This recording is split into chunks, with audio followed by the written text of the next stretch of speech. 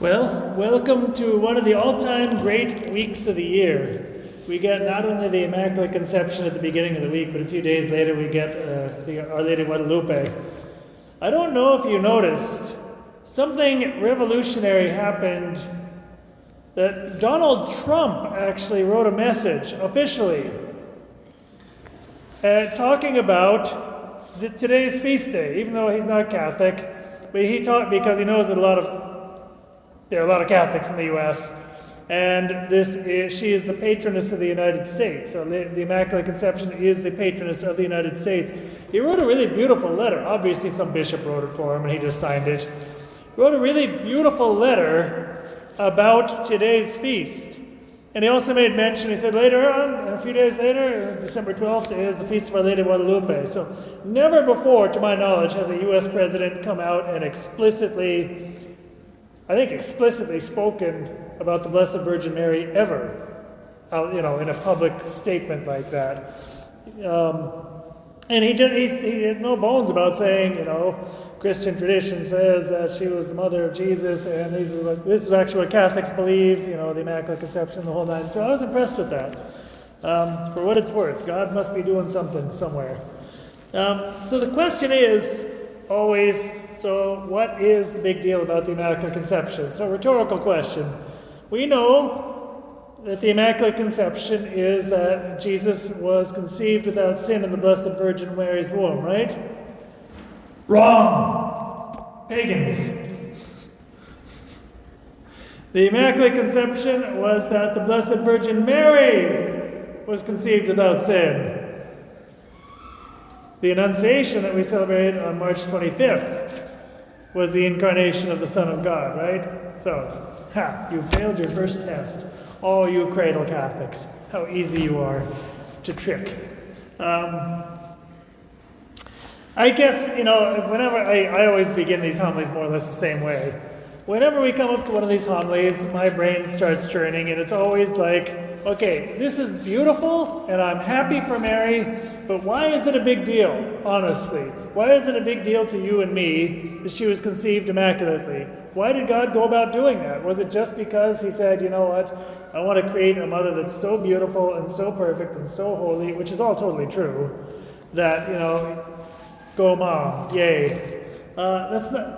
I'm sure there's a lot of truth to that. That alone would probably be worthwhile. But theologically, there's more meaning to it. And it goes back to the Garden of Eden, like most things do, which is why our first reading is actually from, first reading doesn't say anything here because it's just Gospels, but first reading behind me goes back to the Garden of Eden. Okay, let's go back to the very beginning. When God created humanity, Adam and Eve, he created a holy couple. They were conceived without sin. They were like angels in many regards. They were human beings, but they were absolutely holy. Everything in their lives were in perfect alignment with God and with God's will. And he allowed them, as we know, as part of their free will, to go through a test. And it was a test that they failed. They didn't actually 100% fail it. They just kind of like 85% failed it, more or less, which is why we have the chance for salvation. And even when you read the book of Genesis, you see Eve is like, the devil's there. Did God really tell you can't eat of any of the trees? And she's like, well, I didn't exactly say that. He just said you can't eat from the one in the center, which is true. Or even touch it, which was already a lie. So she was already getting squirming. But she was trying for a while to hold out, and then she finally just gave in. Like many of us do when we see a temptation, right? So that's the origin, though. God created a holy man and a holy woman, and these were the beginnings of humanity. And God, when he came about and he wanted to redeem us, he wanted to redeem us not just by being God, because God could have just said, you know what, you guys have messed up long enough, I'm just going to fix you once and for all. You're fixed. No, he decided for our own dignity. He wanted our redemption, he wanted us to have skin in the game. He wanted us to be part of our own redemption. So, since we couldn't do it on our own, he became one of us. He became true God and true man, so that humanity took part in its own redemption, right? That's Jesus. Now, the problem with this equation is that only represents Adam. Jesus is the new Adam. Who's going to be the new Eve? Well, we know it's his mother. Now, here comes another little conundrum. Adam did not marry his mother, right? Adam and Eve were the original matrimony. They were husband and wife. Mary and Jesus are mother and son. Something weird is going on. Why did God work that way? Why didn't God create a holy man, Jesus, and a holy immaculate woman, and then get married and move on? Never thought of that one, did you? Huh. Well, good thing you have me here, because now I'm going to tell you. The reason is because Jesus, I know this is going to shock you, Jesus is a married man. Like, how can he be a married man? He's a virgin. He's a married man. Jesus married the church. Therefore, and that was always his goal, in marrying the church, he is in a certain sense restoring humanity because he's marrying humanity back to God. Through grace, what God wants to do with us when he makes us holy is, just like in marriage, you have one free man who's, hopefully free and relatively intelligent, and one free woman who's hopefully free and relatively intelligent, and they, through the grace of God, freely choose to consecrate themselves to each other and to God through the sacrament so that the two become one, right? The same thing happens in the human soul with sanctifying grace. Sanctifying grace is the life of God dwelling in the soul. So it means God is there and our soul is there, and sanctifying grace, it's like a marriage.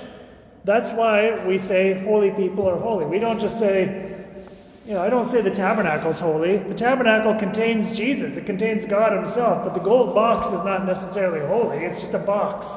Even if I blessed it, even if whatever. But it's just a box in the end of the day, right? But a human being can become holy. A human being is called to and can become a saint.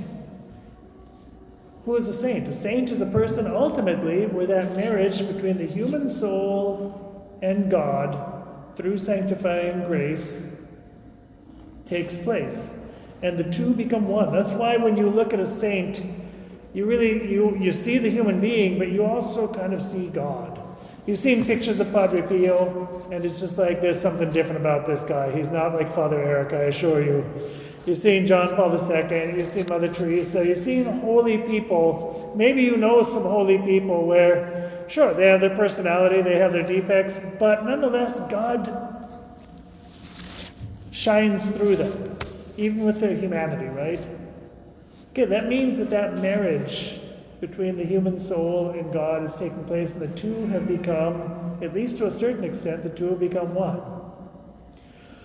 And that happened because Jesus wanted to, in a certain sense, marry humanity through his church. His church is the bride. The church is called gradually to transform the world.